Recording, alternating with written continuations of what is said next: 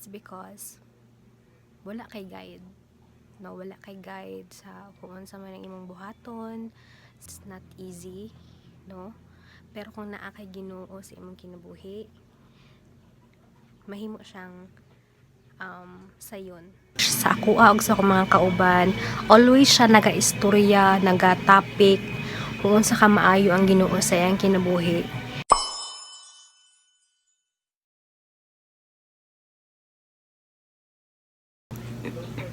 Hi everyone, I'm Rosalinda Lanticse, and right now we will discuss my spiritual journey. So first topic will be my struggle before a believer, non-believer. Non-believer, non-believer is I believe in God but I'm not doing righteous na mga butang. So kung ginatawag nila kada Domingo lang na kanang magtinarong, pero from Monday to Saturday mabalik gihapon ang kanang pagkakalibutanon ako. And before kusog kay ko mamalikas, mangchismis, kauban ng mga katrabaho, manghimantay, and then negative kay kog mga huna-huna gina na ay physical attack ako sa ko ang demonyo sa kong kinabuhi. And dili siya sayon, it's because daghan kaayong mga pagsulay na dili nato makontrol, and the only thing na akong mabuhat before is mohilak sa Ginoo. Makaingon ko na nga nung ako pa man maka-experience yung ginani, maayo man ko, but without me knowing, di ay ang pagsimba lang kada Domingo ang mahimong usa ka butang para ma-overcome nimo ang everyday nga struggle. Ang pagpangalagad gyud ay sa Ginoo, it's actually every day, every minute, every second of our life dapat i-worship nato ang Ginoo, mga lagad ta saya o tinuod, the way ta magstorya, the way ta maghuna-huna, the way ta mag suot sa ato ang mga bisti, sa ato ang mga sinina, the way ta mag-decide dapat.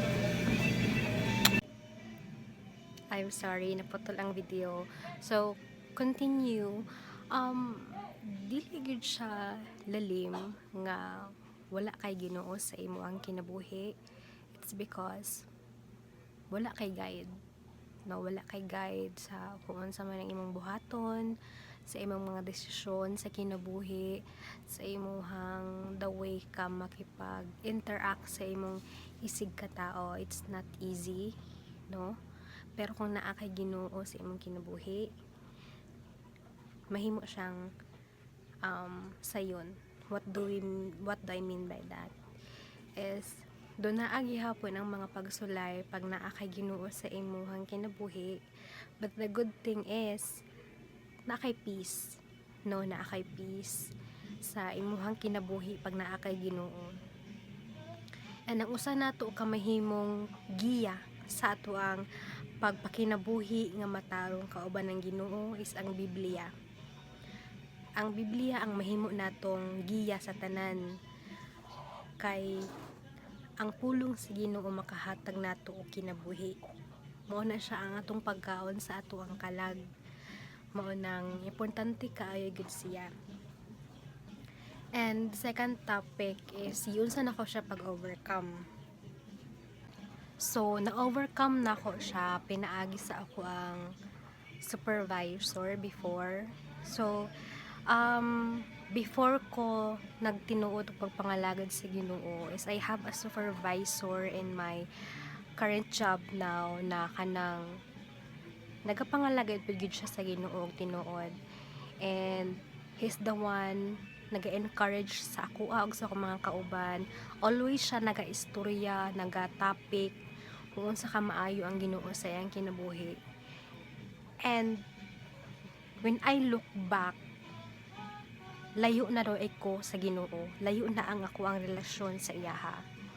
And na-realize na ako na ako'y mga ginabuhat sa una nga mas nilala siya.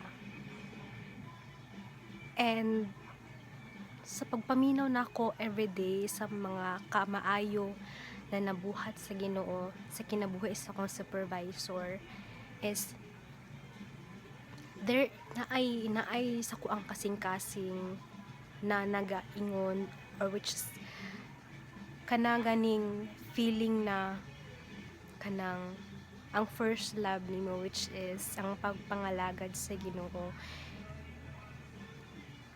sige siya hulat sa atoa. He's been waiting for how many years for us to go back with him. And that's the first step nga nakabalik ko sa pagpangalagad sa Ginoo.